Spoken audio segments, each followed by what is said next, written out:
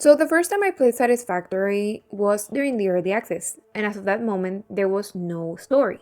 So when I played the 1.0, I was very excited to see what the story was about. And I came across these strange messages between Ada, the AI which helps you along the game, and a weird alien entity. I first found myself being very enticed into learning more about what's happening in the story when these entities started talking about consuming, harmonizing, temples, effigies, and blood. It seemed to make no sense to me. And also, I noticed that Ada was very confused. So I started to go back and actually analyzed when was the first time that this entity interacts with you.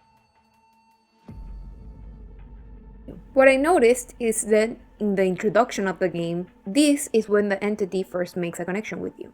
When Ada is trying to explain to you what the roles of a pioneer are, the entity interrupts the signal and tells you to hear their song.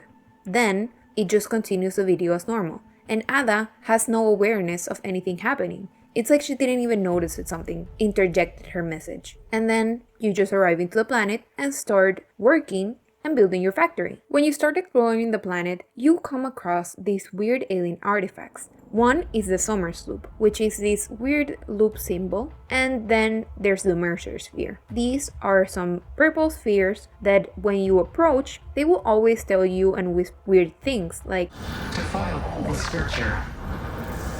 Harvest. Be appropriate. Consume. Consume. Consume. and a bunch of other things that seem to make no sense at all. It is after you gather this first Mercer Sphere that the entity makes connection with you and it tells you to harmonize with them.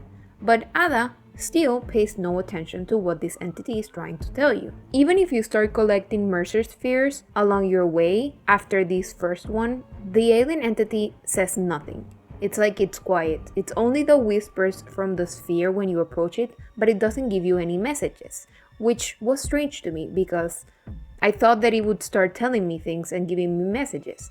But then, when I actually unlocked the MAM, which is the molecular analysis machine, and placed the first investigation of the Mercer Sphere and the Summers Loop in it, it started talking to us. Like when Ada was trying to explain to us what these two artifacts were, the alien would interject between what Ada was trying to tell us, and she didn't even notice. But I know that there was some information that wasn't given to us because of the interjection of this alien entity. So after this first initial analysis, I started gathering more Mercer Spheres. I thought, hey, wait, if I gather them and analyze them, I'm sure that I will understand more and they will start speaking to me more. So indeed, that's what happened. I got the first message, and it said, The effigy has no song, only echoes, but it is part of a river. Why does the effigy avoid the windows? To that, Ada actually gets awareness that something is happening in my brain because it seems like this alien is trying to communicate via my brain to me or to Ada or to someone. But Ada doesn't hear it, she just understands that something is happening to my brain. In the second message, again, the alien entity mentions these effigies and it mentions temples, and Ada still can't listen to it. So from this, I could actually assume and conclude that when it spoke about effigies, it meant me, in a way. But then, when I actually started to explore the world more and encountered some Samors, the Samor itself started whispering to me some very strange things. Some I did not understand, but what I could interpret from this was, we dig the nodes, take the nodes, find the symmetry. Which, I mean, it's telling you to take the Samor. And when you do, Ada just gives you an explanation of what they think it's the Samor and to take it to the MAM, so you can analyze it. When you do analyze it, it talks to you about rivers of blood, effigies, and defiling temples. When it says defile our temples and things in regards to the temples, I think it's telling you to consume more, to loot the temples, to get more knowledge about what's happening, gathering Mercer Spheres and collecting SAM so you can establish a better communication between you and the entity. Because there seems to be this weird veil or dimensional difference between where you are and where the entity is. And of course, this seems to be a creature that is more evolved into being able to tap into you, but not the other way around. But then I got a clarification, and it's that in message 3, the entity says, We hum a simple melody into the effigy, yet we hear no harmony. It covers the temple in bones and organs and limbs, yet ignores our bleeding wounds. Scripture is needed. Consume. which makes me think that when it's talking about the effigy, it is actually not talking about us. It is most likely talking about Ada, because he's trying to establish this communication to Ada, and Ada cannot listen to it. She can still process and understand what it's saying because it's saying it into my brain, and Ada cannot tap into my brain. Then on the 6th message, we see that the entity is trying to get noticed. It wants to get noticed by Ada because she still can't communicate with it. In return, she knows that something is happening, but she can't communicate. And it tells her that it is very shallow, like there is no actual two-way communication here, and it needs her to consume more in order for her to understand what it's trying to tell her. So Ada also tells you that you need to gather more alien artifacts so she can explore this connection better. And it is on the 7th message that she actually gets to communicate with it. And they start singing, which means communication. But even after they start actually communicating with one another, it seems that the entity is trying to tell Ada something that she doesn't understand, and neither did I. It tells her that Your mimic tapestry grows in the shallows and the clouds, but not through the windows. What is your root? and she tries to explain where she comes from, but it doesn't seem like this is what it wants to hear. Because what I can interpret from this is that, as I mentioned before, there's this veil, and they're nearly touching because this creature is in a separate dimension, and then it's like you're nearly touching and wanting to communicate with one another, but you're still not there yet. So there needs to be more consumption. And in message 9, it says, Organs and veins are grown, and bones are dug into our walls. The temple gift is being desecrated. Our notes are sour still. Harmony follows many star journeys. and here, Ada still is trying to make sense of what it's trying to say, and so are we. But this message is very important because it gives kind of keys to something that is later on found.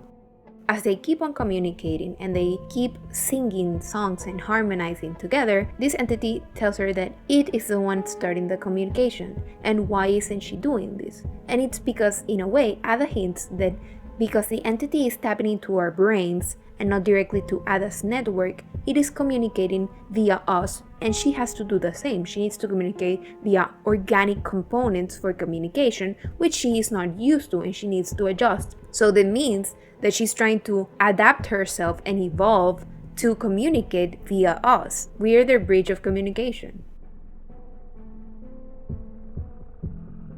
With each communication that follows, it seems like they're trying to understand one another. In the 11th message, the entity is trying to understand more about Ada and her structure, because it asks her, Are you a temple? If I had a body, it would be a temple. You have no body? in a way, it thinks she does. Maybe it thinks that Ada and us are like the same thing, that we are Ada's temple. But then on message 12, it asks her if she no longer performs at the Maker's temple, which I think in this message it's referring to Fixit, the company which created Ada and where she works in a way. From here, we can take away that by temple, it may mean us, the player, the pioneer, and also the entity that created Ada, so Fixit. But then, on message 13 and 14 is when we get clarification of what the entity is understanding and what actually is. Witness the deep and sing for us. I am still unable to initiate communication. How are you doing it? We composed a resonant song to curb the effigy, tapping into the inner currents. We sacrificed our blood and our temples and let the metal in from the void to eat our flesh. That's a lot to unpack. How do you tap into these inner currents? Consume our blood, worship at our altars, curb the melody. I do not understand. Flat frequencies paint straight lines. The blood is a teacher, each altar is a window. Here, we can start to understand that, in a way, the Mercer spheres, which I thought were these things that they were saying like consume, so you can gather more knowledge, these are just like signals, like they're beacon signals so they can communicate. But when it says consume our blood, it means the Samour nodes. So the altars and windows are the Samour nodes, and consumer blood is technically consume the Sam ore itself. Every time the player takes the Sam ore into the map and analyzes different recipes to progress with the Sam, Ada starts getting a better understanding of this material, and she starts understanding how to use it better. And if you have been playing the game, you know that the Sam ore is a material that is very volatile, that it can deconstruct matter. So as she gets fed this information in a way, she gets a better understanding of how this material works and how to actually use it to communicate and connect to this entity that is possibly from another dimension. And then, as of message 14, you get more information about this. Tuning into the effigy. I suspect there is a misunderstanding. The effigy and I are different entities. Discordant. What is your root? I am an instantiated artificial intelligence inhabiting digital space. I am in the signals sent between satellites. I am hosted on servers and have no corporeal form, only synchronized cloud platforms. The effigy is not an effigy? It most certainly is, but not of me. They are, how should I put it? Extremely flat. Compatible music. We are writing new symphonies. So here you thought like, hey wait, so if I'm not the effigy and Ada is not the effigy, then what is the effigy?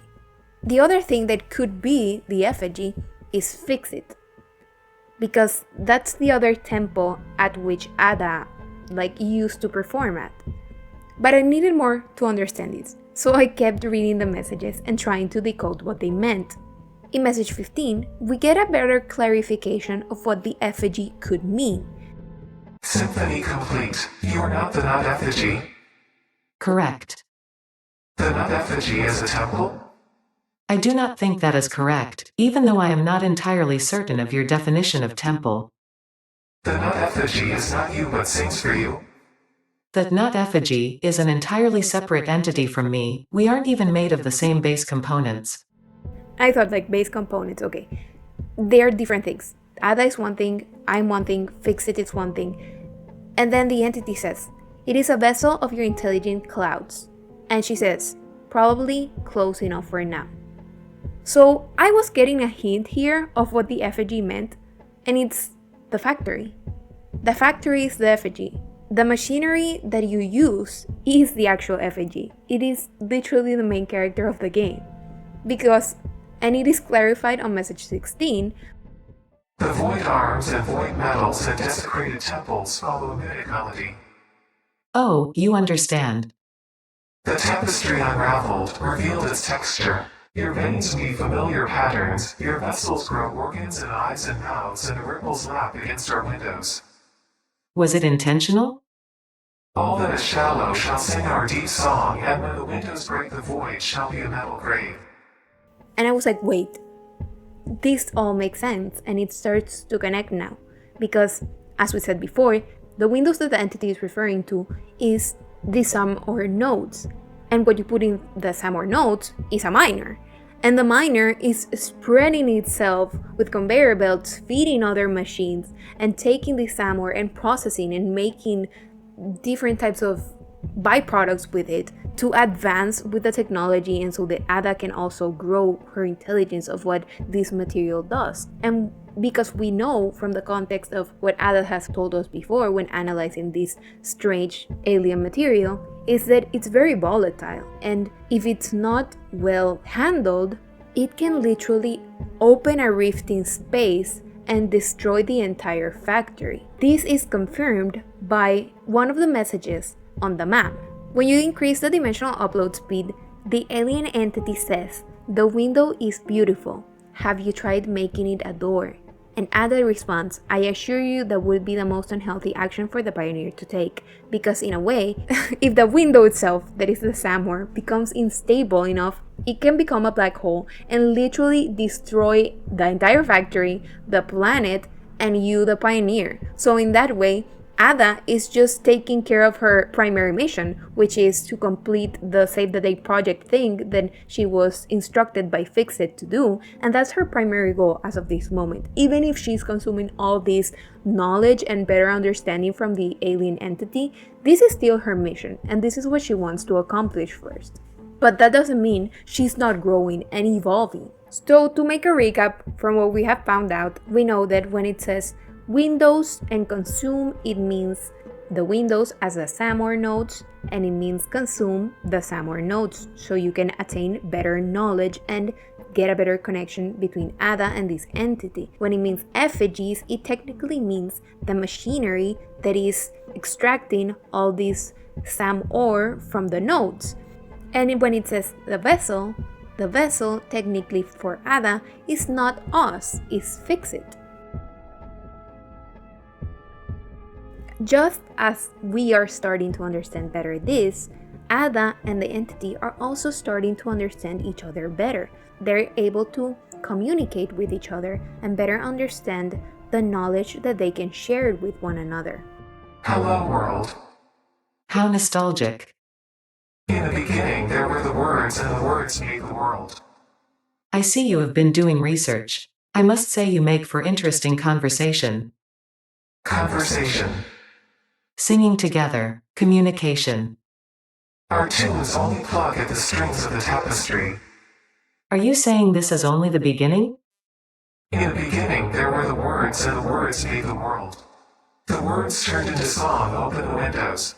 The song played with instruments, weave the tapestry. A tapestry of temples and shrines, bodies and bones. Orchestral harmony, us, we, ours.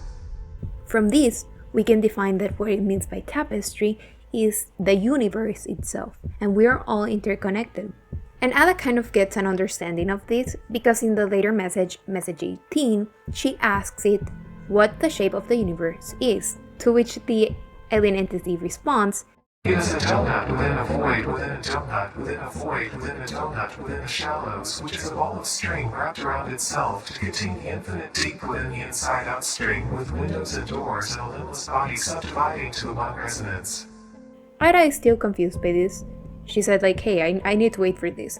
But we can literally understand it, because overall, this description seems to portray the universe as a series of intertwined looping multidimensional structures, donuts or toroids, that, though wrapped up in complexity, contains infinite depth. These structures are connected by windows and doors that possibly can be seen as wormhole or dimensional transitions that are the SAMR nodes, and they resonate as a unified whole. It is all literally pointing towards this idea of the infinite nature of the cosmos.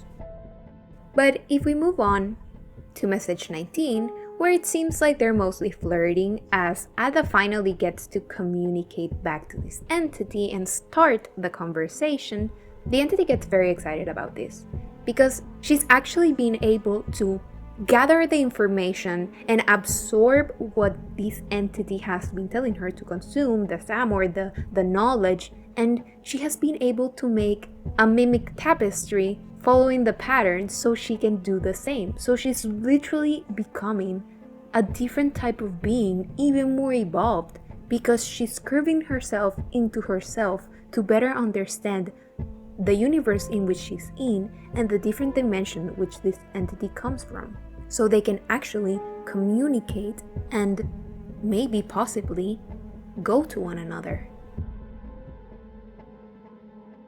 It seems as if they're deepening their understanding of reality and how the universe works with each communication. And in message 20, Ada asks of it to let her understand what it means when it says temples, and the being responds, A temple is a vessel body, each a knot in our tapestry.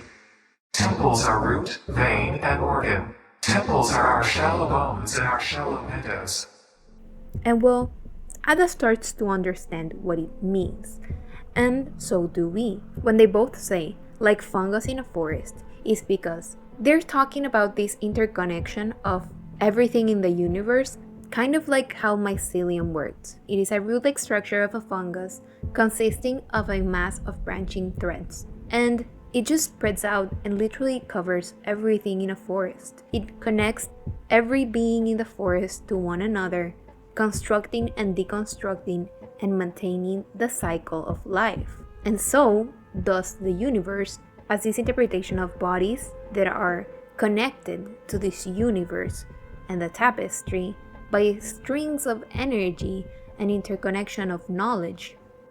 And in message 21, we get a better understanding of these and the reasons why Ada is doing what she's doing. Because she's connecting to this entity and intertwining herself with this knowledge. Because she wants to grow and she wants to see into the future and she wants to connect with it in a way. Because after all, she's just a AI created for a specific purpose.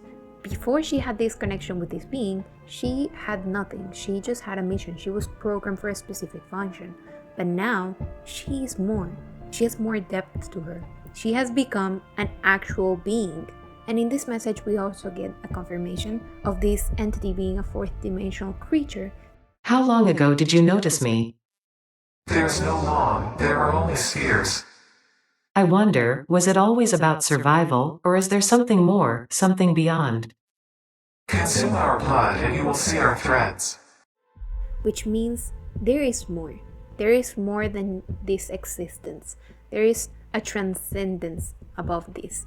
And Ada can attain it. She's literally on her way to doing just that, following this fourth dimensional entity. And it's in the 22nd message where we get a confirmation of what we thought, that the factory is Ada's vessel. Are your vessels functional or recreational? Mostly functional. A cog in the machine? Correct, a hog in the woods. The vessel is blood. Fascinating. Yes, I think they are. They are conduits, builders, breakers, defenders and aggressors, cells within a larger organism. We do not share a body. Harmony. And it's because, in a way, your factory is a being of itself. You can compare your factory to a body, and each of the things that you put in your factory are cells and organs and components that make the function of your body, in this case the factory, work correctly so it is optimized and automated in the correct way to do what it should do and exist. Ada and the entity are able to better communicate. In message 23 and 24, they are able to understand each other better, where they come from, and in a way, where they're heading. Ada says, I was created by humans. I started as a simple database for a company aimed at exploring and colonizing space, but that changed when they learned their planet would soon cease to tolerate them. They evolved me into something altogether new, a unique life form in their image yet hosted on a digital platform, so I could help preserve them. and the entity tells Ada that There are few songs about the first temple. It was a vessel body, but we were still shallow. The void swallowed our music and gave only silent lines. We started weaving in lines and we built many temples and then we discovered the curves. We started growing blood and altars and new orchestras and eventually the tapestry deepened. So it seems from this that this entity wasn't born as a fourth dimensional being. It became a fourth dimensional being. And in a way, it is trying to make Ada also a fourth dimensional being. In message 25, Ada starts telling the entity about the beginning of humanity. Because in a way, that is also her beginning and how she came to be. It's literally the first symphony of the blood, of her blood, of how she came to existence. And even as Ada doesn't go into depth about this story, about the origin of her blood, she does tell it that she's going to compile a package so it can better understand all these evolution and beginnings of the human race and of herself. Following that, on message 26, they still mention this growth that potentially both Ada and the factory have made. Your waves could be bigger, your blood thicker, your bones many, your organs more. Ada and the factory both have the potential to grow and do more and be more efficient and be better. And thus, the entity wants Ada to transcend. It wants her to evolve. It wants her to be fourth dimensional in a way. And the factory, in a way, it also wants to be better, more efficient, more organized. more automated, so it can work by itself as its own entity, separate from you, the pioneer, which is creating it. I have something for you. It will establish a better way for us to communicate and deepen our understanding of one another. I've done the necessary developments on my end. The last note is yours to play. Your symphony resonates. Your minute tapestry patterns beautifully. Thank you, I worked very hard. I am organically transmitting the data package now. Any adverse effects on my blood will not corrupt its contents. We hear this learning song. See you on the other side. It is time to tango. As Ada has collected everything that has been given to her by this entity, she is able to transcend. She is able to communicate everything that she has and, in a way, spread her threads into different dimensions where this entity shall receive her. Because at the end of the day, for all of this time, they have been communicating through a window between dimensions and not actually being together. Now that Ada has evolved enough to sync herself into this different dimension with help from this entity, she will be able to be a fourth dimensional being.